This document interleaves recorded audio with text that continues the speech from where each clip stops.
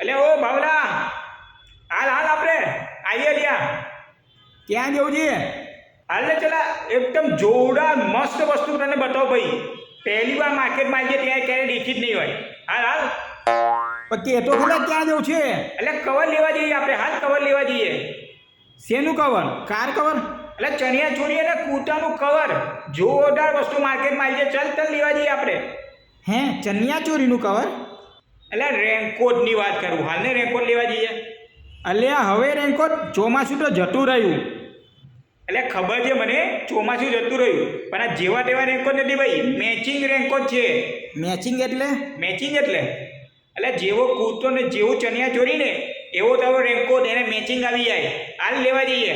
અલ્યા અમુકને ખોટા ખર્ચા કરતા આમે વરસાદ જતો રહ્યો હવે. એટલે તને ખબર છે કે વરસાદ જતો રહ્યો, પણ તને દેખાય છે ને તને ધોધમાર વરસાદ પડે છે ને. એટલે આના માટે તો આપણે જીવીએ છીએ. ગુજરાતીઓ નવરાત્રિ માટે જીવે છે. નવરાત્રિ મતલબ 9 દિવસ જલસા કરવાના તમારે. ગમે તેટલો વરસાદ પડવો હોય પડવા દો, ગમે તેટલો ધોધમાર પડવો હોય પડવા દો, ભલે પાણી ભરાઈ જાય ભાઈ, ગરબા તો રમવાના, મતલબ રમવાના. અને એના માટે રેનકોટ જરૂરી છે. કપડાં ભીના ના થવા જોઈએ, કારણ કે બધું ચાલે. રેનકોટ પહેરીને ગરબા તો રમવાના એટલે રમવાના, ભલે ગમે તેટલો વરસાદ પડે. 9 દિવસ ગરબા રમવાના, 10મા દિવસે ફાફડા જલેબી ખાવાની. 9 દિવસ ધમાધમ, 10મા દિવસે ફાફડાની ધમાધમ. શું કીધું? આજે ચાલે રેનકોટ લેવા જઈએ.